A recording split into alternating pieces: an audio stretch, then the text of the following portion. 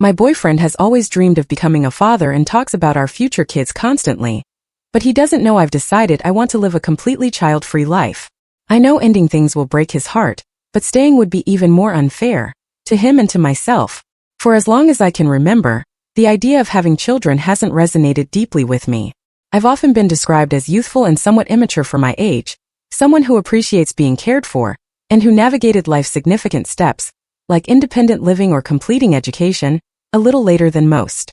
I just recently finished medical school and began my first professional role at 25. While this timing wasn't my choice, it reinforces a sense that I still have considerable personal development ahead. My partner and I have been together for 18 months.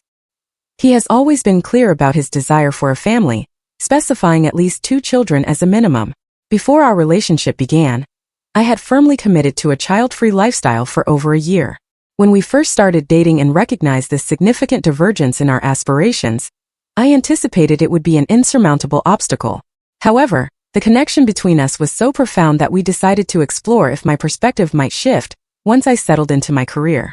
I immersed myself in countless viewpoints and articles, delved into texts like The Baby Decision, and reflected extensively on what parenthood would truly entail. Perhaps I mused a single child could be manageable. Maybe one and done would be my eventual compromise. We sustained an open and candid dialogue throughout this period. I began to formulate various conditions, as if I could construct a scenario where I might genuinely embrace having children. My mental well-being would need to be robust. I'd have to find contentment in my profession, a challenge given the career uncertainties I face. We'd need guaranteed weekly date nights, consistent family assistance to care for the children monthly, allowing me genuine respite, sufficient financial resources for a nanny, and a partner committed to sharing at least half if not more of the responsibilities. The list expanded, filled with elements that were inherently uncertain. What if a child had unique needs? What if they were highly outgoing and felt neglected when I couldn't constantly engage? In truth, I was merely bargaining with myself, attempting to sidestep the underlying realization that this relationship would likely need to conclude. My outlook might evolve someday, but I knew it wouldn't happen soon enough to align with my current partner's timeline. I hold no regrets about our time together. He has imparted invaluable lessons, and we've shared so many beautiful moments and crucial insights that I wouldn't trade for anything. Yet the reality remains. Eventually, our paths must diverge. My affection for him is too great not to wish for him the future he truly desires. A family with someone who shares his enthusiasm for it. He shouldn't have to settle for a companion who must rationalize the idea of children under ideal circumstances. I inherently understand that the daily realities of parenting do not appeal to me. This situation is heartbreaking because I am incredibly happy in this partnership. He embodies everything I could wish for in a companion. Accepting, understanding, thoughtful, compassionate, and supportive. We share a similar sense of humor and consistently enjoy our time together. He provides stability and encourages me to act, while I help him explore his emotions and share deeper, thought-provoking perspectives. Our core values are remarkably aligned. Authenticity and empathy are fundamental to both of us. Without this unresolved issue, I would be overjoyed to share my life with him. He would be an extraordinary father. He is fully committed, adaptable enough to be a stay-at-home parent if that were our choice, or equally content with both of us working. He genuinely enjoys preparing meals for me, looking after me, and ensuring I feel supported. I witness his enthusiasm when he teaches children weekly as a personal endeavor, or when he supervises international youth camps. As someone who experienced less than ideal emotional parenting, I have grown immensely through his validation and encouragement. Sometimes I ponder if his nurturing disposition was what initially drew me to him. The very qualities I cherish in him are precisely those that would make him an exceptional parent. I am apprehensive about the possibility of never encountering someone like him again. It's a peculiar concern. I sometimes worry that anyone as selflessly caring as he is will also desire children. I am not suggesting that child-free individuals lack compassion. Indeed, I am likely one of them. However, I occasionally wonder if those like me are somewhat more self-focused. He naturally extends care to others, never complaining about the sacrifices he makes, whether for me or anyone else. Still, I seek a relationship based on mutual care, not one where I am expected to nurture a child who cannot reciprocate, at least not for a significant period, and never with certainty. My only motivations for considering a child would be for companionship in my later years, or if something were to happen to my partner. Occasionally, I envision providing a child with a better upbringing than my own, but honestly, that feels more like a poetic notion than a genuine impetus for me. Parenting would be an immense struggle for me for numerous reasons. I am deeply empathetic and possess strong principles. Yet, when it comes to practical tasks like household chores or cooking, I am remarkably self-indulgent. I cannot even deceive in games like Among Us. I consistently express my deep affection for my partner, and am highly attuned to the feelings of others. I will gladly listen to someone's concerns. However, I would never stay late at work to assist with additional duties, nor would I want to help someone move house or manage other mundane tasks. I prepare meals in bulk simply to avoid thinking about food for several days. That is the kind of physical tedium that much of parenting actually involves, not the profound conversations or emotional support I excel at. The daily routine and unpredictability, chauffeuring children, waking them in the mornings, preparing fresh meals instead of consuming the same leftovers for days, would exhaust me. I become easily overwhelmed by long hours and constant demands, even at work when it's merely paperwork or trivial complaints. I prefer convenience and order, and children are the antithesis of predictability. When I feel stressed and busy, I cannot sleep or relax, even during my leisure time. I know life with children would resemble an unending list of tasks, and I would likely be miserable. Regardless of how many breaks I received, I require 8 to 9 hours of sleep, which is inconceivable with young children. I carry significant personal trauma, including neglect from my own childhood. My emotions are intense, sometimes overwhelmingly negative. I require care, understanding, and empathy from adults who can reciprocate and show gratitude, not from children who, by their very nature, will be entirely self-absorbed for years. This would profoundly trigger me, not because the children would be difficult, but simply because they are learning about the world and cannot offer me emotional support. I am extremely physically sensitive to both discomfort and pleasure. The prospect of the physical pain of pregnancy and childbirth terrifies me. I have experienced an unplanned pregnancy and subsequent termination. The nausea was so severe that those few months remained the most challenging of my life. I acknowledge I might regret not having children, but as I am now, given my mental state and personality, I would sacrifice far more by becoming a parent than by remaining child-free. I would endure years of stress and hardship for an uncertain reward. While biology seems adept at preventing post-parenthood regret, that does not influence me when I have a choice in the first place. So I understand what must be done. Sooner or later, for both our sakes, I must release him, no matter how profoundly it breaks my heart. Update 1. The separation was incredibly difficult. Of course it was. Even though our time together spanned only about 18 months, that was ample time for someone to become deeply integrated into my existence. That final weekend, we sat in the car for hours weeping, exchanging heartfelt cards and tokens, clinging to every last moment before letting go. For weeks I wept. For months I felt an emptiness, as if a part of me had vanished. Even now, I occasionally miss being in a relationship. But things are considerably better now. I can genuinely say I have largely moved forward, at least mentally. I no longer think of him daily, and even when I do, it doesn't carry the same sting it once did. We concluded our relationship with the intention of staying in touch, not as close confidants, but as individuals supporting each other, hoping for mutual happiness. I believe I can truly find contentment simply knowing he is living the life he desires. Sometimes I consider reaching out to him once my healing progresses further, but thus far, we have maintained strict no contact. That has unequivocally been the correct decision. Through all of this, I see with absolute clarity that I made the right choice. I can envision all the challenging scenarios that would have unfolded had we remained together. And even when I attempt to construct the most optimistic outcome, it still doesn't feel right. That envisioned future simply doesn't align with me. Looking back, it's peculiar that I ever question any of this, but I suppose that is the influence of love, combined with a significant amount of societal conditioning. Not long after everything transpired, I relocated to a new apartment, and my flatmates, who are between 3 and 7 years my senior, share my perspectives on children and society. There is a certain comfort in being understood, in realizing there are others living happily on their own terms. Having older individuals as examples, though I am certain they would find the idea of being anyone's role model amusing, and the frequent frozen pizza dinners, makes me feel less isolated. I am certainly not prepared for a serious relationship for a while, but I've experienced a few pleasant encounters, received some compliments here and there, and that instills hope for what lies ahead. My friends have been exceptional, and I am so grateful I never allowed my relationship to jeopardize those connections. I now recognize how easily people can fall into that pattern. Now my future feels almost boundless, brimming with possibilities without the burden or expectation of children, and it feels as though a significant weight has been lifted. Of course, I will likely have moments when I second-guess my decision, but I believe everyone experiences that regardless of their path. Overall, I am consistently reminded why this was the appropriate choice for me. Just the other day, I was on an airplane seated in front of a family with young children. For the entire hour it was simply incessant. The initial cuteness quickly faded, and by the end I was nearing my limit. It was a stark reminder.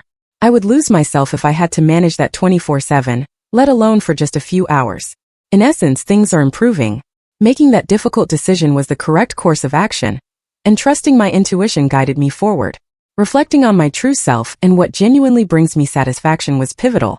The small things like sufficient sleep, tranquility, personal time, and avoiding constant mental strain and chores made all the difference between periods of happiness and those of melancholy. Being a junior doctor further clarified this. Everyone always asserts that helping people makes the long hours worthwhile, but for me it never outweighed the exhaustion and detachment I experienced. It turns out that being honest about what truly brings contentment is crucial, even if it initially appears self-serving. But in reality, prioritizing your mental well-being and nurturing existing relationships is anything but selfish. Update 2. I embraced a child-free existence almost 3 years ago after ending a relationship with a partner I deeply cherished. She desired children, but it simply didn't feel right for me, regardless of my affection for her.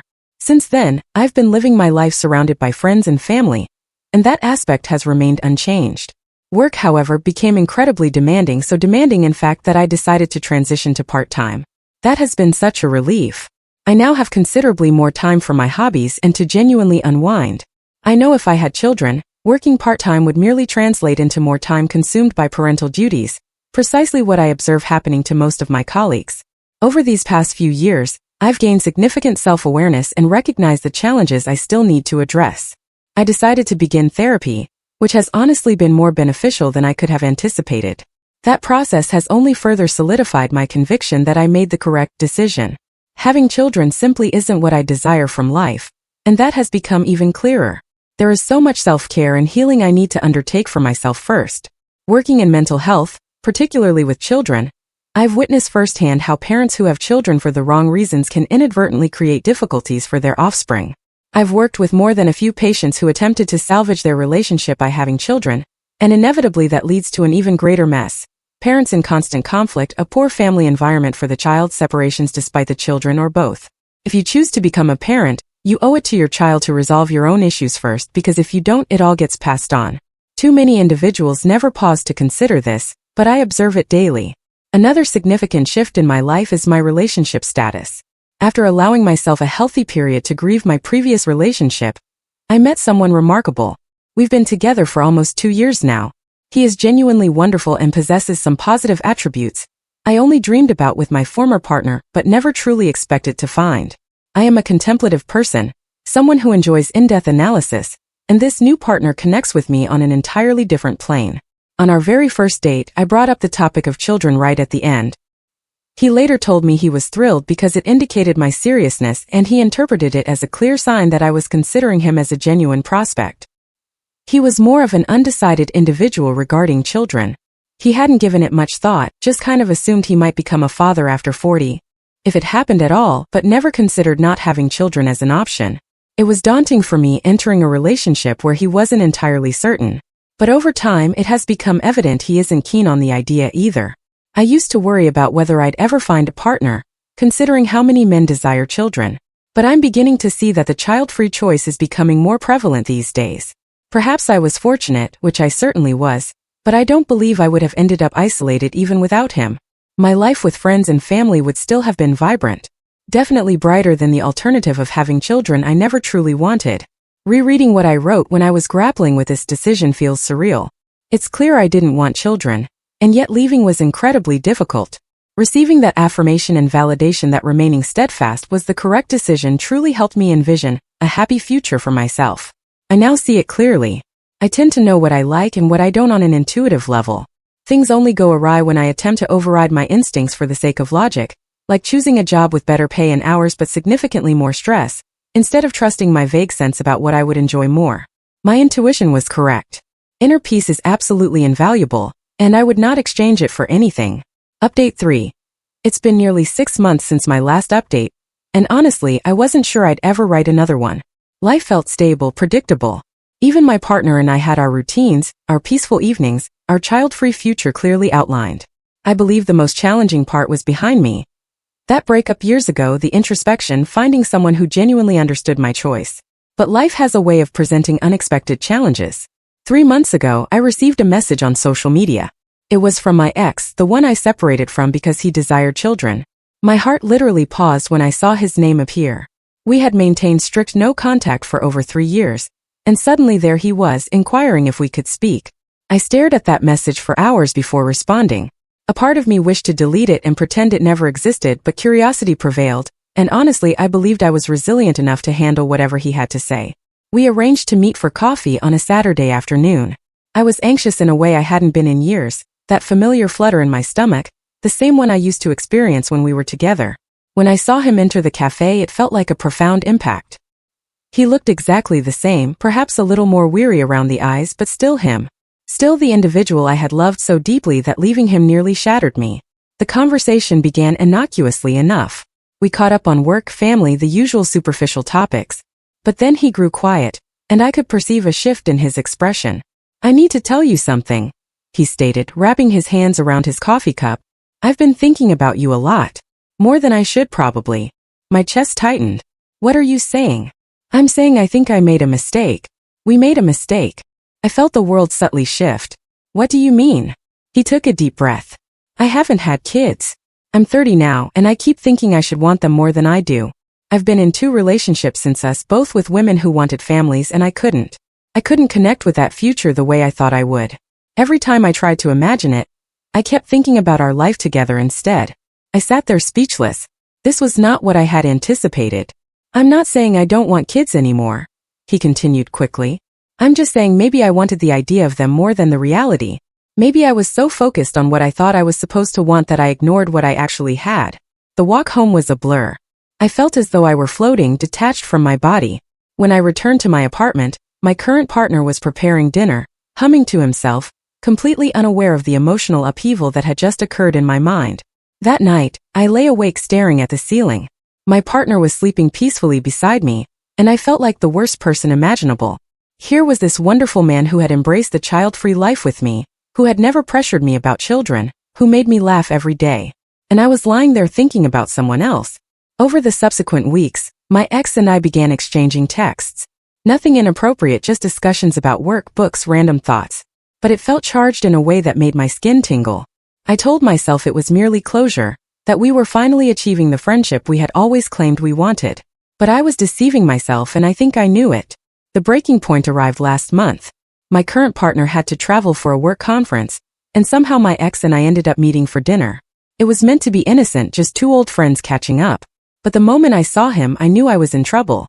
We went to our old favorite restaurant, the one we used to frequent for special occasions. Sitting across from him, listening to him discuss his work with children, he's still doing that, still lighting up when he mentions it. I felt something I hadn't felt in years. That magnetic pull, that profound connection that had made leaving him so devastating. "I've been thinking," he said as we walked to our cars afterward, "about what you said all those years ago about how you'd need perfect conditions to even consider having kids." I stopped walking. "What about it? What if we didn't have to figure it out right away? What if we could just be together again and see what happens?" I knew I should have declined. I knew I should have walked away, driven home to my partner, and never looked back. But instead I heard myself saying, "What are you suggesting?" "I'm suggesting maybe we were both too young to know what we truly wanted. Maybe we gave up too easily. We didn't do anything that night, but we hugged goodbye, and it lasted far too long, long enough that I knew I had already crossed a line. I've been carrying this secret for weeks now, and it's consuming me. My current partner keeps asking if I'm alright, if something's amiss, and I keep lying, saying I'm fine. But I'm not fine. I'm the furthest thing from fine. Because the truth is, seeing my ex again has made me question everything. Not about children. I still don't want them, and I don't believe that will ever change. But about us, about whether we truly tried hard enough to make it work, or if we simply chose the path of least resistance. My current partner is incredible. He's stable, supportive, everything I thought I desired. But he's also safe, predictable. With my ex, there was always this electric undercurrent, this feeling that anything could happen. It was both terrifying and exhilarating. I know I'm at a critical juncture. I know I need to make a decision before this escalates further, but I'm paralyzed by the prospect of making the wrong choice again. What if I leave my current partner and my ex changes his mind about children? What if I stay and spend the rest of my life wondering what could have been? I keep recalling what I wrote in my last update about trusting my intuition, about how things only go wrong when I override my instincts. But right now my gut is conveying two conflicting messages, and I don't know which voice to heed. All I know is that I cannot continue living like this. Keeping secrets, lying to someone who deserves so much more. Something has to give, and soon. I just pray I possess the courage to make the right choice, whatever that may prove to be. Update 4. I never imagined I'd be writing another update, especially not one like this. But here I am, 3 months later, and everything has completely unraveled. The decision was made for me in the most painful way possible. 2 weeks after my last update, my current partner discovered the text messages. I had been careless, leaving my phone on the kitchen counter while I showered. When I emerged, he was seated at the table, my phone in his hands, his face utterly pale. "Who is James?" he asked quietly. My stomach plummeted. James, my ex's actual name, though I had never used it in my previous entries. I had saved his contact under his first name only, thinking it would be less obvious. How mistaken I was. "I can explain," I began, but he raised his hand. "I've read enough." His voice was unnervingly calm. 3 months of messages, 3 months of lying to my face. The next hour was devastating. He read some of the messages aloud, not the most compromising ones, but enough to make it clear that I had been engaged in an emotional affair. The late-night conversations, the shared jokes, the "I miss you" messages that had become more frequent. Witnessing our private exchanges exposed like that, hearing the pain in his voice, made me realize how far I had strayed. "The worst part," he said, tears in his eyes, "is that I would have understood if you'd just been honest with me. If you told me you were having doubts, if you'd said you needed space to figure things out, but you chose to lie instead." He packed a bag that night and went to stay with his brother. I barely slept, oscillating between guilt and panic. When I called my ex the next morning to inform him of what had transpired, his response astonished me. "Maybe this is a sign," he said. "Maybe we're meant to be together. Someone's life just got destroyed because of this." I snapped. "Because of us." "I know, and I feel terrible about it. But we can't keep pretending there's nothing between us." That's when he suggested we meet to discuss things properly. Not coffee, not dinner. He wanted me to come to his apartment. Every rational part of my brain screamed that it was a terrible idea, but I was emotionally raw and desperate for someone to tell me everything would be all right. I went. We talked for hours, dissecting our old relationship, analyzing what went wrong, wondering if we could make it work this time.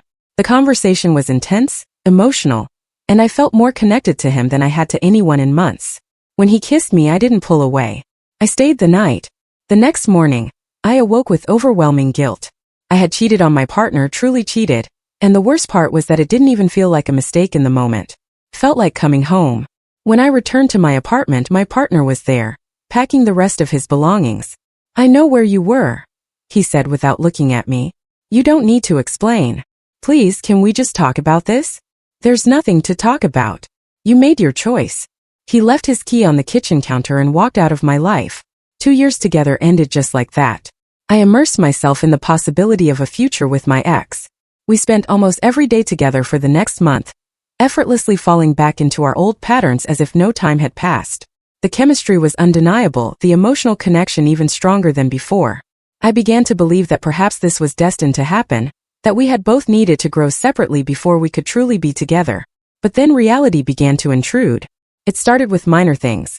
Comments about his friends' children, how adorable they were, how lovely it would be to have little ones running around. I would dismiss it, reminding myself that he had said he wasn't sure about children anymore. But the comments persisted. Then last month, his sister announced she was pregnant. Watching him at the family dinner, seeing his excitement, how naturally he spoke about being an uncle, about teaching the baby to walk, and assisting with homework, it struck me like a physical blow. He wanted children. He had always wanted children. Nothing had truly changed. That night I confronted him about it. "I never said I didn't want kids," he said defensively. "I said I wasn't sure if I wanted them as much as I thought I did. That's not the same thing. Look, I don't know what I want right now, but I know I want you. Can't that be enough for now?" For now were the crucial words because I could see it in his eyes. The same look he used to get when we discussed our future. He was hoping I would change my mind again. 2 weeks ago, everything reached a climax. We were at a friend's barbecue and there were children everywhere. I watched him playing with a 3-year-old, making her laugh, embodying the perfect potential father figure. Other people were observing too, making comments about how good he was with children, how he'd make a wonderful dad someday.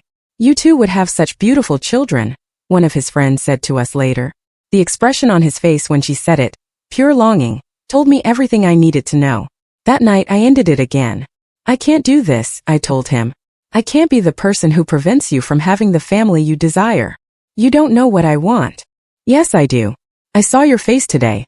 I've been seeing it for weeks. The ensuing argument was brutal. He accused me of sabotaging us, of being too afraid to take a risk.